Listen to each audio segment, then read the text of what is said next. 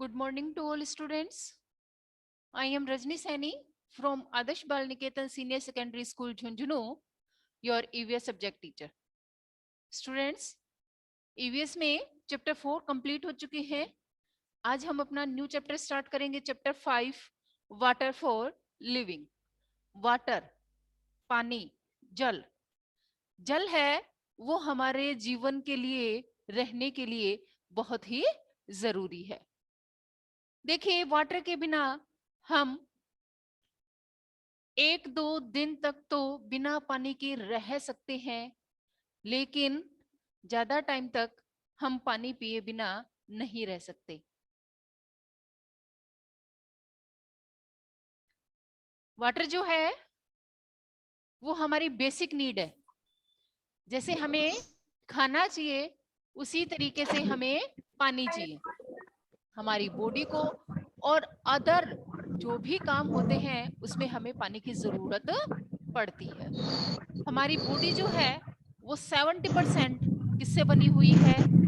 हमारी बॉडी का 70% पार्ट जो है वो इसी वाटर से बना हुआ है. और अदर हमारे जो भी डेली यूजेस वर्क हैं उनमें भी पानी की जरूरत हमें पड़ती है. ऐसे स्टूडेंट्स माइक अपना ऑफ करें. माइक ऑफ करो बेटा. हाँ, तो देखो स्टूडेंट्स, पानी के जो सोर्स हैं, वाटर के जो सोर्स हैं, जो स्रोत हैं, वो लिमिट हैं, वो लिमिट में है. लेकिन पानी का, इसकी पानी के सोर्स जो है वो लिमिट है, लेकिन इसकी सप्लाई बहुत ज्यादा हो रही है और इसका खर्च है वो बहुत ज्यादा हो रहा है. इसलिए क्या हो रहा है कि वाटर का जो लेवल है वो दिन प्रतिदिन गिरता जा रहा है. इसलिए हमें क्या करना चाहिए? वाटर को स्टोर करना चाहिए, उसको वेस्ट नहीं करना चाहिए और जितना हो सके हमें वाटर को सेव करना चाहिए. तो देखिए स्टूडेंट्स, अपना चैप्टर स्टार्ट करते हैं. Let us learn about. हम इस चैप्टर में जिन टॉपिक को रीड करेंगे वो है सोर्स ऑफ वाटर. सोर्स, स्रोत ऑफ वाटर, पानी के स्रोत, कि हमें पानी है जो वाटर है वो कहाँ कहाँ से मिलता है. तो देखिए, हमारी अर्थ पर जो मेन सोर्स है बारिश का, जो मेन स्रोत है वो क्या है? बारिश है, रेन है.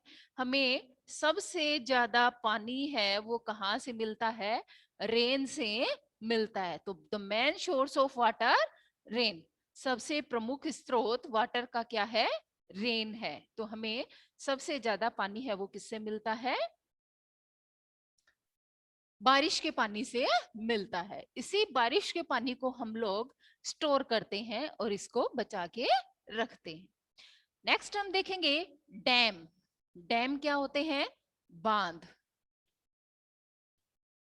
जो रिवर्स में जो पानी होता है उनको डाइक्स बना के, उनको दीवारें बना के इनको रोका जाता है. एक तरीके से पानी को स्टोर किया जाता है और इसी पानी को कैनल्स के द्वारा, यानी कैनल्स क्या है? नहर, नहरों के द्वारा अलग अलग जगहों पर जहां पानी भेजना है, जैसे गांवों में, वहां पे सप्लाई है इनसे होती है. रिजर्वर्स. रिजर्वर्स क्या है?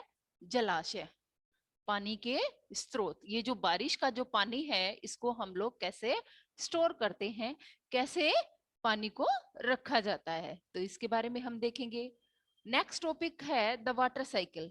तो वाटर साइकिल है वो हम लोग कल रीड करेंगे. आज हम इन्हीं टॉपिक्स को देखेंगे. Source of water. स्टार्ट करते हैं अपना चैप्टर. मिहिका और राधिका आपस में बात कर रही हैं. देखिए, मिहिका राधिका से क्या कह रही है? Hi Radhika, do you now? Ma'am, yes.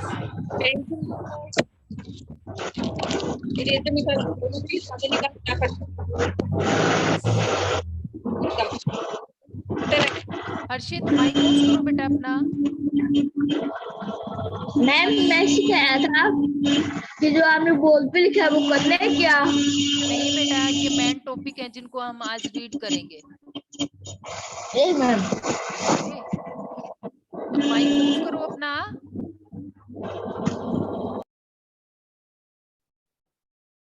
Yes start करते हैं।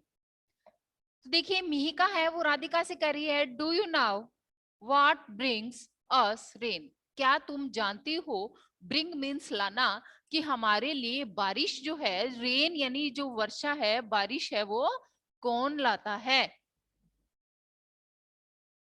हमारे लिए बारिश कौन लाता है? तो देखिए राधिका आंसर दे रही है, यस मिहिका मैं जानती हूं कि हमारे लिए रेन है वो कौन लाता है। तो yes Mihika, I know black clouds, clouds means बादल, जो काले बादल हैं वो हमारे लिए ब्रिंग्स अस रेन, हमारे लिए बारिश लाते हैं। तो काले जो बादल होते हैं वो हमारे लिए बारिश लाते हैं। ठीक है, तो पता चला कि हमारे लिए बारिश है वो कौन ला रहा है। जैसे अभी भी बारिश आएगी, जो रेन आएगी, वो काले बादल जो होंगे, क्लाउड जो बनेंगे, वो ही लाएंगे। जो ब्लैक क्लाउड्स होते हैं, काले जो बादल आते हैं, वो हमारे लिए बारिश लेकर आते हैं। स्टार्ट करते हैं chapter. Water is essential for life. Essential आवश्यक, जरूरी। पानी जो है वो हमारी लाइफ के लिए, हमारे जीवन के लिए बहुत ही जरूरी है, इम्पोर्टेंट है। बिल्कुल एसेंशियल, जरूरी है। ठीक है, आवश्यक, इसके नीचे आप लिख सकते हैं, इसको अंडरलाइन करें, एसेंशियल और आवश्यक लिख लें। We cannot live without it. हम इसके बिना नहीं रह सकते। हम लोग पानी के बिना एक दिन निकाल सकते हैं, एक से हाफ डेज निकाल सकते हैं, इससे ज्यादा हम लोग बिल्कुल भी वाटर के बिना जीवित नहीं रह सकते। इसलिए हमारी लाइफ को पॉसिबल बनाने के लिए हमें वाटर की जरूरत होती है। ठीक है, तो we need water to drink, wash clothes, cook food and for many other things। तो सभी को पता है कि हम लोग पानी का किस किस में यूज लेते हैं। सभी को पता है ड्रिंकिंग के लिए यूज होता है, ड्रिंकिंग के लिए होता है, कुकिंग के लिए होता है, और क्लॉथ्स, वॉशिंग क्लॉथ्स, कपड़े धोने के लिए होता है। और भी अदर यूजेस हैं, जैसे प्लांट्स को भी पानी चाहिए। हमारे घर में हम लोग जो कूलर चला रखे हैं उनमें भी हमें पानी डालने के लिए चाहिए। घर की जो क्लीनिंग करते हैं, साफ सफाई करते हैं, उसमें भी हमें पानी की जरूरत होती है। नहाने के लिए, वॉशरूम के लिए, एनीवेयर, सब जगह हम जहां भी सुबह से उठ के नाइट तक जितनी भी हम लोग एक्टिविटीज करते हैं उसमें मोस्ट ऑफ पानी की हमें जरूरत होती है। मैम, यस, जो आपने बोर्ड पे मीनिंग लिखे है रिपीट करनी क्या? ये बेटा सभी आपके बुक में लिखे हुए हैं, आप इस चैप्टर को ध्यान से रीड करो और पेंसिल अपने पास में रखो, और जहां भी आपको ये मीनिंग्स आ रही है इनको अंडरलाइन करो। ठीक है, कि इसी में आपके बुक में लिखा हुआ है वी नीड वाटर। अब आपको पता चला कि हमें नीड मीन्स जरूरत, पानी की जरूरत होती है। ड्रिंक, तो ड्रिंक मीन्स पीना, पीने के लिए। वॉश क्लोथ्स, क्लोथ्स मीन्स कपड़े, कपड़े धोने के लिए। कुक फूड, फूड मीन्स भोजन, कुक मीन्स पकाना, खाना पकाने के लिए। तो ये सभी हमें सबको पता है, ये तो मैं आपको खाली एक्सप्लेन कर रही हूँ इस पे। ठीक है, आप चैप्टर को ध्यान से सुनिए, और जो वर्ड मीनिंग हार्ड है उनको आप समझते चलिए, उनको अंडरलाइन करते चलिए, और उनकी मीन्स जो है वो आप लिखते चलिए।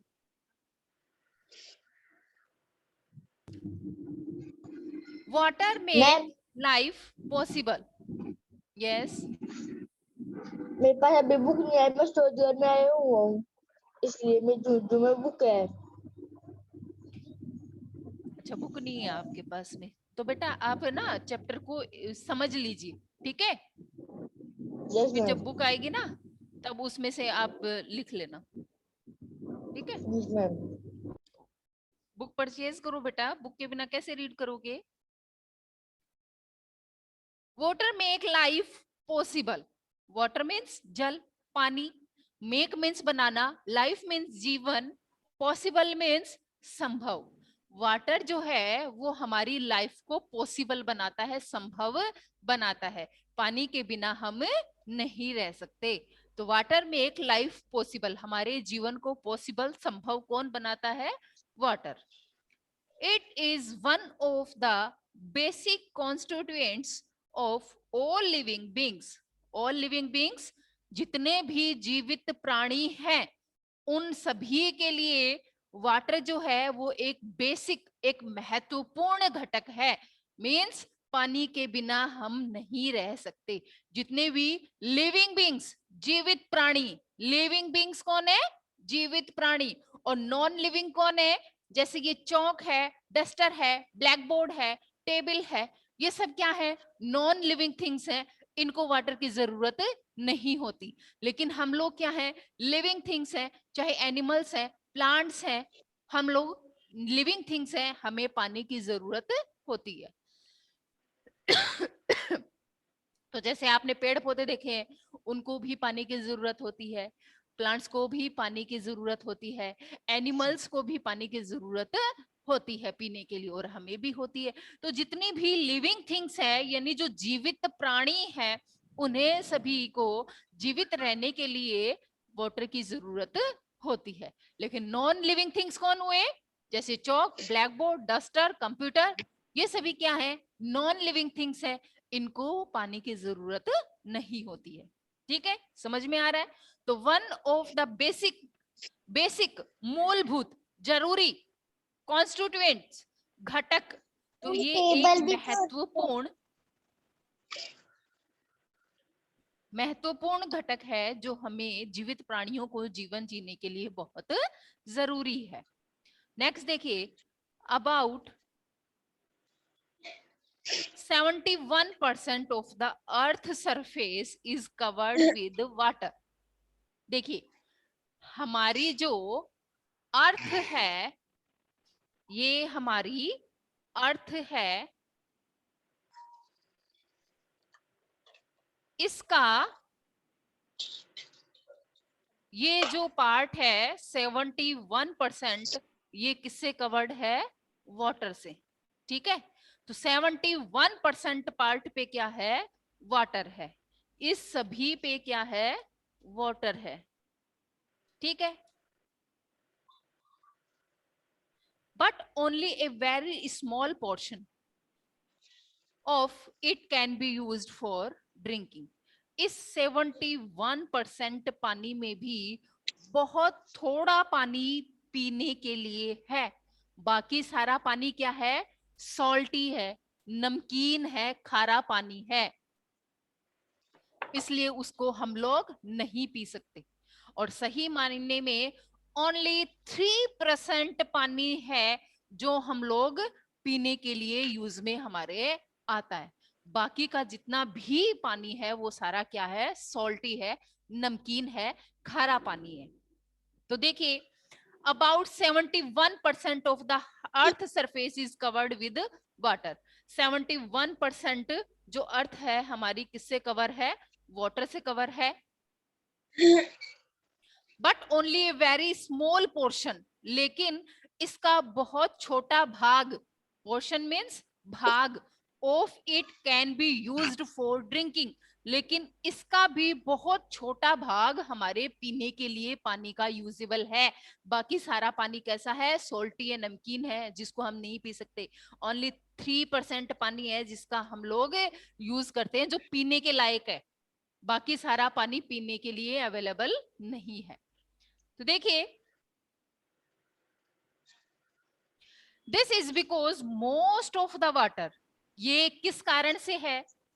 क्योंकि most of the water on the earth is present in the sea and ocean. तो देखिए, ये जो पानी है वो पीने के लायक क्यों नहीं है? क्योंकि क्या है? जो बहुत सारा जो पानी है 71% में कुछ भाग, आपके बुक में तो 3% नहीं दिया है, लेकिन कुछ भाग जो पीने के लायक है, वो उसके अलावा जो वाटर है वो कैसा है? सॉल्टी है. क्यों है? क्योंकि ये कहाँ है? सी और ओशियन में है. सी समुद्र, SEAS, सीज यानी समुद्र होता है, और ओशियन, ओशियन है महासागर। मैम जो समुद्र का पानी होता है वो अपन पी नहीं सकते वो हैं। पी नहीं सकते क्योंकि वो कैसा है, वो सॉल्टी है, वो खारा पानी है। ठीक है, तो सी मीन्स समुद्र और ओशियंस क्या है, महासागर। और इस समुद्र और महासागर का जितना भी पानी है वो सब कैसा है, खारा है, सॉल्टी है। इसलिए ये पीने के लायक नहीं है और ना ही ये इसे प्लांट्स या एनिमल्स भी यूज में ले सकते हैं। इसलिए ये यूजेबल ही नहीं है, समुद्र और महासागर का जितना भी पानी है। तो आपको समझ में आ रहा है कि कुछ भाग ही हमारे पास पीने के लिए है, इसलिए हमें इसको वेस्ट नहीं करना है, वाटर को सेव करके रखना है ताकि हमारी जो नेक्स्ट जनरेशन आए उनको भी पानी मिल सके। अगर हम इसी तरीके से पानी को यूज करते रहे और वेस्ट करते रहे तो ये सोर्स जो है वो लिमिटेड में है, लिमिटेशन में है और ये खत्म हो जाएंगे और क्या पता हमें भी पानी ना मिले। आज आप न्यूज़पेपर में, न्यूज में आप सुन रहे होंगे, देख रहे होंगे कि पानी के लिए कैसे लोग हैं वो लंबी लंबी लाइनों में खड़े रहते हैं, उनको पानी है वो पीने का भी नहीं मिल रहा है।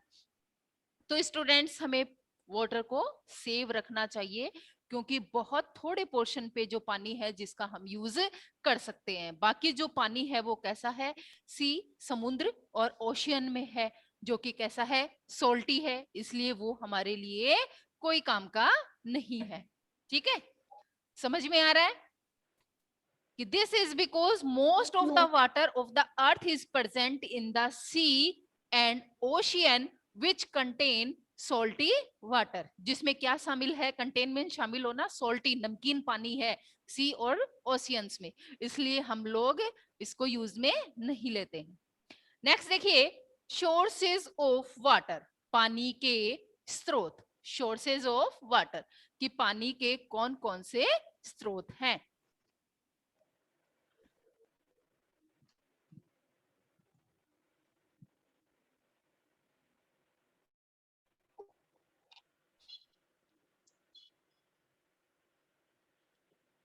सोर्सेज ऑफ वाटर, पानी के स्रोत कि पानी है वो हमें किन किन से मिलता है, वाटर कहां से आता है। तो पानी के स्रोत देखिए, the main source of fresh water on the earth is rain. तो सबसे बड़ा सोर्स क्या है वाटर का, रेन। फ्रेश वाटर जिससे हमें मिलता है वो क्या है, रेन, बारिश। बारिश से सबसे प्रमुख, सबसे बड़ा सोर्स क्या है पानी का, रेन। अगर बारिश नहीं होती है तो क्या होता है, पानी नहीं मिलता है। ना ही देखिए, ये बारिश का जो पानी होता है उसी से हमारे जो कुएं होते हैं, जो पौंड तालाब होते हैं, जो लेक झीलें होती हैं, इन सब में पानी कहाँ से जाता है, इन्हीं बारिश के पानी से ये सब भरते हैं। इसलिए पानी, जो बारिश का पानी है वो बहुत जरूरी है और इसी से जो हमारे जो सारे स्रोत हैं वो पानी से भरते हैं। तो देखिए, the main source of fresh water, ताजे पानी का, अच्छे शुद्ध पानी का जो सोर्स है, जो साधन है, वो सबसे बड़ा क्या है, रेन है, बारिश है। Rain water fills pond, lake, sea, ocean and other water bodies. तो देखिए, पॉन्ड, पॉन्ड क्या होता है, इसी बारिश के पानी से क्या भरते हैं, pond, POND, pond, pond means तालाब। तो तालाब में पानी कहाँ से आता है, इसी बारिश से आता है। नेक्स्ट देखिए, लेक, लेक क्या है, झील। इन्हीं झीलों में पानी कहाँ से आता है, इसी बारिश के पानी से ये सब भरते हैं। सी, सी जो समुद्र है उनमें भी पानी कहाँ से आता है, बारिश से आता है। और नेक्स्ट है ओशियन, और ओशियन क्या है, ओशियंस क्या है, महासागर। और इन्हीं महासागर में भी पानी है वो कहाँ से आ रहा है, महासागरों में पानी बारिश से ही आ रहा है। तो मेन सोर्स क्या है, रेन, और इसी बारिश से ही ये सब लोग जो है इनमें पानी की आपूर्ति होती है। इन सब में जो वेल्स हैं, कुएं हैं, उनमें भी पानी कहाँ से आ रहा है, रेन में आ रहा है। रेन से आ रहा है। कैसे? क्योंकि जो बारिश का पानी है जब ये जमीन पे, सॉइल पे, मिट्टी पे गिरता है तो जो मिट्टी होती है वो इसको अपने अंदर खींच लेती है और पानी का कुछ भाग जो है वो नीचे चला जाता है, क्योंकि मिट्टी पानी को सोखती है और वो नीचे जाके जो चट्टाने होती हैं, नीचे जो गहरे पत्थर होते हैं उन पे जाके वो पानी है वो रुक जाता है। और जब हम कुएं खोदते हैं तो उन्हीं कुओं में वो पानी है वो नीचे से निकलता है। ठीक है, तो जो बारिश का पानी है वो नीचे चला जाता है और जब कुएं, ट्यूबवेल्स जब हम लोग लगाते हैं तो इन्हीं से वो बारिश का पानी है वो निकलता है। तो देखिए स्टूडेंट्स, हमें पता चला कि सोर्स ऑफ वाटर, वाटर के सोर्स कौन कौन से हैं। तो रेन मेन सोर्स है, पॉन्ड, लेक, सी, ओशियन, ये सभी क्या है, वाटर के सोर्सेज हैं। नेक्स्ट देखिए अंडरग्राउंड वाटर। अंडरग्राउंड वाटर क्या होता है? भूमिगत जल, जो कहाँ चला जाता है। कुछ जो वाटर है जैसे मैंने बताया कि पानी रिस के नीचे चला जाता है।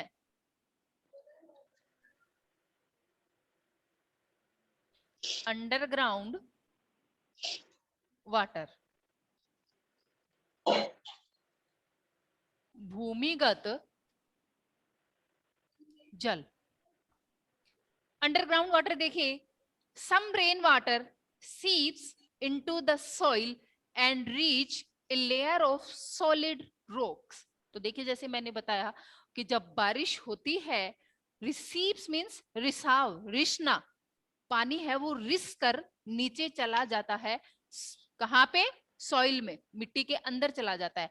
एंड रीच, रीच मीन्स पहुंचना, और कहाँ पहुंच जाता है? ए लेयर, लेयर मीन्स परत ऑफ सॉलिड रॉक, सॉलिड कठोर, रॉक मीन्स चट्टान, चट्टानों की जो एक नीचे लेयर परत बनी हुई होती है उनके ऊपर जाकर वो पानी रुक जाता है। It collects here as underground water, और ये इसमें कलेक्ट, इकट्ठा हो जाता है, नीचे जो चट्टाने होती हैं उनके ऊपर जाकर वो पानी है वो एक परत के रूप में स्टोर हो जाता है, वहां पे इकट्ठा हो जाता है।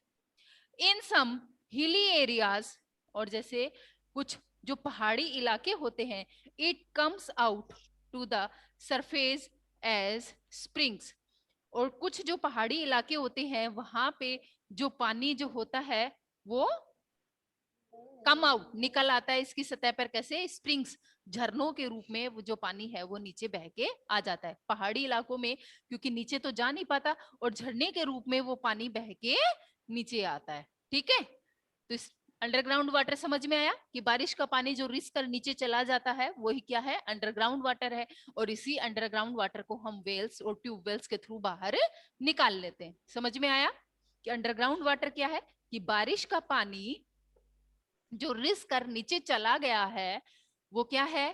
नीचे जाके चट्टाने जो होती हैं उनके ऊपर स्टोर हो जाता है, और जब हम ट्यूबवेल्स और वेल्स, कुएं बनाते हैं तो इसी से वो जो रेन वाटर है उसको हम बाहर निकाल लेते हैं। ठीक है, नेक्स्ट हमारा टॉपिक है सरफेस वाटर, सतह पर जल, सरफेस वाटर। तो देखिए page number 31, surface water. Rain water, बारिश का पानी, slide off the ground as surface water and fills pond, lake, river and sea. तो देखिए रेन वाटर जो बारिश का पानी है, स्लाइड, फिसल कर, जो रेन वाटर है वो फिसल कर कहाँ आ जाता है? ग्राउंड एज सरफेस, ग्राउंड पर, धरातल पर, नीचे ग्राउंड में, सरफेस वाटर एंड फील्स, इसी की सतह पर जो हमारे जो पोंड है, लेक है, रिवर्स है और सी जो समुद्र है, उन सब में ये पानी है वो पहुंच जाता है। A pond is a small body of water surrounded by land. Pond क्या है? पॉन्ड मीन्स तालाब। देखिए अंडरलाइन कर लीजिए, pond is a small body of water, एक छोटा पानी का स्रोत होता है, सराउंडेड, जिसके चारों तरफ क्या होती है? लैंड होती है। ये बीच में एक छोटा पार्ट पानी का होता है और चारों तरफ क्या होती है इसके? लैंड होती है, जमीन होती है। तो ये जो घिरा हुआ पार्ट है ये क्या है? पॉन्ड है, तालाब है, और इसके चारों तरफ क्या होती है, लैंड होती है, जमीन होती है। तो पॉन्ड समझ में आया। पॉन्ड तालाब क्या होता है, पानी से सराउंडेड बाय लैंड, जमीन से घिरा हुआ भाग। It fills up in the rainy season when it rains. और ये जो पॉन्ड है वो कब भरते हैं, रेनी सीजन में, जब बारिश होगी, बारिश से ही ये जो पॉन्ड है इनमें पानी है वो आता है। समझ में आ रहा है कि जब रेन होगी तभी ये वाटर बॉडीज भरेंगे। जो पानी के सोर्स हैं, जो स्रोत हैं, वो कहाँ से इनको पानी मिल रहा है, रेन से ही मिल रहा है। और जब बारिश होगी तो वो कहाँ, जो तालाब बने हुए हैं, जो झीलें हैं, जो नहरें हैं, उन सब में पानी है वो इन्हीं से जा रहा है। ठीक है, तो जो पॉन्ड है वो फिल मीन्स भरना, वो किससे भरते हैं, इसी बारिश के पानी से भरते हैं। कब भरते हैं, रेनी सीजन में। अभी जैसे बारिश का सीजन चल रहा है, और जब बारिश आएगी इसी बारिश के पानी से हमारे जो पॉन्ड है उनमें पानी है वो भरेगा। Some ponds dry up in summer. Ma'am आपकी आवाज नहीं आ रही। कुछ पॉन्ड जो हैं वो कब सूख जाते हैं, समर में। क्यों, गर्मी के कारण। समर सीजन गर्मी का मौसम होता है, और गर्मी के कारण ये पॉन्ड है सूख जाते हैं। लेकिन जब बारिश आती है, जब रेनी सीजन होता है, उस दौरान मैम पौंड मतलब क्या होता है? तालाब, पॉन्ड तालाब। और तालाब क्या है, देखा नहीं हुआ आपने, ये देखा। जिसमें पानी रहता है, एक छोटा ऐसा टुकड़ा जिसके चारों तरफ जमीन होती है और बीच में कुछ भाग पर पानी होता है, वो पॉन्ड होता है, जिसको हम तालाब कहते हैं। और ये तालाब है वो गर्मी में सूख जाते हैं। क्यों सूखते हैं, क्योंकि धूप के कारण इनमें पानी है वो कम हो जाता है। लेकिन जब बारिश आती है तो ये तालाब जो है वो वापस भर जाते हैं। ठीक है, तो ये कब भरते हैं, रेनी सीजन में, और समर सीजन में सूखते हैं, इनका पानी कम हो जाता है। A lake is bigger than a pond. देखिए, जो लेक होती है वो पॉन्ड से बड़ी होती है। बिगर मीन्स बड़ी। तो लेक है, लेक जो है, जो झीलें जो हैं, लेक क्या है, LAKE, लेक, लेक मीन्स झील। और जो झील होती है वो इस पॉन्ड से बड़ी होती है। ठीक है, लेक है वो झील पॉन्ड से बड़ी होती है। इसको अंडरलाइन कर लेना, ए lake is bigger than A pond, एक पॉन्ड से बड़ी होती है। Reverse flow from the mountains, reverse है वो कहां से भरती है, फ्लो मीन्स बहना, कहां से आती है, माउंटेन्स, पहाड़ों से, हिल्स, जो छोटी पर्वत होते हैं उनसे, and other places where it rains a lot. तो नदियां हैं वो कहां से बहती हैं, पहाड़ों से, पर्वतों से बहकर, जहां बहुत ज्यादा बारिश होती है वहां से नदियां हैं वो निकलती हैं। जब बारिश होगी तभी तो नदी बहेगी, नदी में पानी कहां से आएगा, रिवर्स में पानी कहां से आता है, जब बारिश होगी। और बारिश का पानी ही बह के नीचे आता है, और किस रूप में, रिवर्स के रूप में। भाई पहाड़ों पे जहां पे बारिश हुई वो पानी नीचे ही आएगा, और वो जब नीचे आएगा बहकर तो वो किस रूप में नीचे आएगा, रिवर्स के रूप में, नदी के रूप में नीचे आएगा। रिवर्स फ्लो फ्रॉम, तो रिवर्स है वो कहां से बहती है, पहाड़ों से, पर्वतों से, ऊंची जो चोटियां होती है उन्हीं से बहकर है वो नदियां नीचे निकलती है। When snow or ice melt in the high mountains, it flow down to form from rivers. Such rivers are called snow-fed rivers or perennial rivers. देखिए स्टूडेंट्स, when means जब, snow of ice melt, देखिए जहां पहाड़ों पर, पर्वतों की ऊंची चोटियों पर जो स्नो, बर्फ होती है वो जमी हुई होती है। ये जो, ये जैसे पहाड़ है, और इन पहाड़ों की चोटियों के ऊपर क्या होती है, इन पर स्नो, स्नो क्या है, बर्फ, बर्फ जमी हुई रहती है। ठीक है, और जब धूप निकलती है सन की हीट से, ये जो बर्फ जमी रहती है ये नीचे पिघलकर किस रूप में आती है, रिवर्स के रूप में आती है। ठीक है, तो माउंटेन्स पे, जो पहाड़ों पे स्नो होती है, जो बर्फ होती है, वो पिघल कर नदी के रूप में नीचे आती है, रिवर्स के रूप में नीचे आती है। तो देखिए, व्हेन स्नो ऑफ आइस, जब पहाड़ों पर बर्फ जो जमी हुई रहती है वो मेल्ट मीन्स पिघल कर इन द हाई माउंटेन्स, ऊंचे पहाड़ों से, इट फ्लो, तब ये बहती है, फ्लो मीन्स बहना, डाउन टू फ्रॉम रिवर्स, किस रूप में बहती है, रिवर्स, नदी के रूप में नीचे आती है। सच रिवर्स आर कॉल्ड, इन रिवर्स को क्या कहते हैं, स्नोफीड रिवर्स। स्नोफीड क्या होती है, बर्फीली नदी।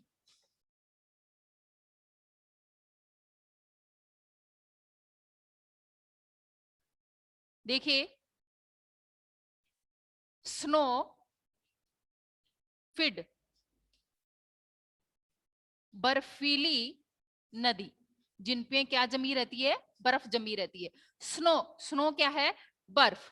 स्नो फिड रिवर्स क्या है, बर्फीली नदी जिनमें बर्फ जमी हुई रहती है, या इनको क्या कहते हैं, पेरेनियल रिवर्स, 12 मासी यानी 12 मास यानी 12 मंथ्स में बहने वाली नदियां, ठीक है, जो 12 महीने बहती हैं, क्योंकि ये पहाड़ों पर जो स्नो बर्फ के रूप में जमी रहती है, इसलिए धीरे धीरे धीरे धीरे पिघल कर नीचे आती जाती हैं, इसलिए 12 मासी नदियां कहते हैं पेरेनियल रिवर्स, 12 मासी, क्योंकि 12 मंथ्स बहती रहती हैं, ठीक है। 1 ईयर में 12 मंथ्स होते हैं ना, तो 12 मंथ्स बहती रहती हैं। दे कैरी, ये अपने साथ लाती हैं, पैलेंटी ऑफ वाटर, बहुत सारा पानी, थ्रो आउट द ईयर, हर साल अपने साथ बहाकर ये नदियां बहुत सारा पानी अपने साथ लाती हैं। गंगा, यमुना एंड ब्रह्मपुत्र, इसको अंडरलाइन कर ले, ये जो नदियां कहां से बह रही हैं, पहाड़ों से, पर्वतों की ऊंची चोटियों से, माउंटेन से जो बह रही हैं, उनमें कौन कौन सी नदियां हैं, गंगा, यमुना और Brahmaputra are snow fed river, ये कुछ बर्फीली नदियां हैं, गंगा, यमुना और ब्रह्मपुत्र।